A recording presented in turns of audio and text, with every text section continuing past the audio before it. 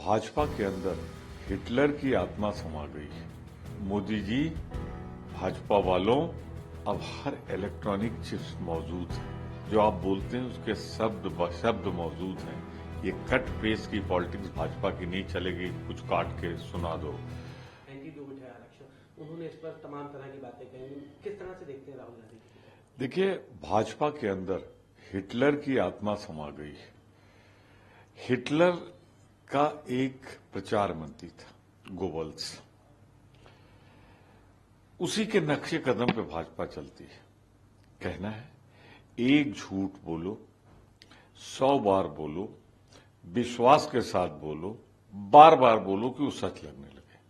पर यह जमाना हिटलर का नहीं है। मोदी जी, भाजपा वालों, अब हर इलेक्ट्रॉनिक चिप्स मौजूद है। जो आप बोलते हैं उसके शब्द बशब्द मौजूद हैं। ये कट पेस्ट की पॉलिटिक्स भाजपा की नहीं चलेगी। कुछ काट के सुना दो कि आलू डालोगे सोना निकलेगा। मैं साफ बता दूं आपको, कांग्रेस पार्टी ही आरक्षण लाई जो अंबेडकर साहब ने बनाया था। इस आरक्षण को हम समाप्त नहीं होने देंगे और आपकी समाप्त करने की साजिश जो चार आपके नेता बोले थे पिछले चुनाव में, नेस्तनाबूद हमने कर दी। आरक्षण रहेगा, जातिगत गणना हम कराएंगे और उसके अनुसार गरीबों में जो वंचित हैं उनमें हम इसको बांटेंगे।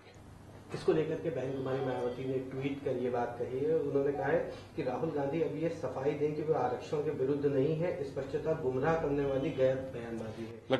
लगता है मायावती जी किसी ने बताया नहीं। राहुल गांधी जी का बयान जो आया है वो इससे साफ कर चुका है, सारे देश दुनिया के सामने साफ है। जो उन्होंने वही कहा जो मैंने कहा है। मायावती जी उसे देख लें।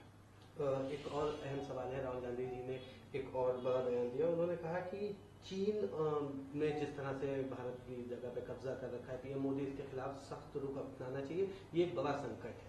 देखिए, मोदी जी में तो दम ही नहीं, साहस नहीं। भाजपा कहते थे ना कि हम लाल आंखें दिखा के बात करेंगे। उसने कब्जा तो कर रखा है। सबको मालूम, गलवान घाटी में वहां पे पुल बना रहा है, चौकियां बना रहा है। हमारी गश्त जो होती थी वो रुक गई है। और मोदी जी का भाषण क्या आ रहा है, न कोई आया था, न कोई आया है, न कोई आएगा। तो जिस आदमी में ये साहस न हो कि कोई हमारी जमीन पे कब्जा कर रखे और उसे स्वीकार कर सके, वो तो झूला झूला रहे हैं चीन के प्रधानमंत्री को। तो मैं सिर्फ कहना चाहता हूं कि आज भाजपा की कमजोरी की वजह से, प्रधानमंत्री जी की कमजोर नीतियों के कारण चीन ज्यादा हमको सामान भेज रहा है, हमको निर्यात कर रहा है और हम अपनी चीजें उसको निर्यात नहीं कर पा रहे। रेशियो बुरी तरह बिगड़ गया है। हमारी भारतीय संपदा को, भारतीय धन को मोदी के सरकार में ज्यादा से ज्यादा चीन को भेजा जा रहा है और उससे वो हथियार, गोला बारूद खरीद कर हमारे खिलाफ इस्तेमाल। एक आखिरी सवाल रहेगा सर, हरियाणा में भारतीय जनता पार्टी ने अपनी दूसरी सूची जारी की है। इसमें 21 उम्मीदवारों को अपनी दूसरी, जिसमें 2 मंत्रियों को राज्य पार्टी अध्यक्ष मोहनलाल बिखेड़ी सहित 7 मौजूदा विधायकों को हटा दिया है। देखिए, भाजपा में भगदड़ मची हुई है। वहां सबको मालूम, आने वाले चुनाव में दहाई का आंकड़ा नहीं छू पा रही भाजपा। अगर छू जाए तो ताजुब होगा मुझे। तो इसीलिए मंत्री भाग रहे, कई मंत्री भाग चुके। अब छोटा सा राज्य, मंत्री कितने हैं, उसमें 3-4 मंत्री तो भाग चुके, कितने विधायक भाग चुके। वो एक ऐसा डूबता जहाज है कि जो उस पे उसे मालूम है भाजपा में रहोगे डूब जाओगे, तो वो कूद कूद के भाग रहा है। आप लोगों की भी सर वहां पे लगातार बात कही जा रही है कि कांग्रेस और आम आदमी पार्टी के बीच गठबंधन में भी समस्या है। हमने गठबंधन दर का निर्वाह किया, उनके साथ मिलकर लड़ने की बात की, लेकिन वो जितनी सीटें मांग रहे हैं, आज तक एक सीट तो आई नहीं विधानसभा में।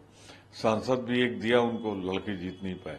तो मैं समझता हूं इस समय फायदेमंद यही है, यही सोच के जो उसके प्रभारी हैं हरियाणा के, या वहां हमारे अध्यक्ष या हुड्डा जी ने, सबने मिलकर यही तय किया होगा कि जब वो नहीं मान रहे हैं तो हम अकेले लड़ेंगे और जीतेंगे।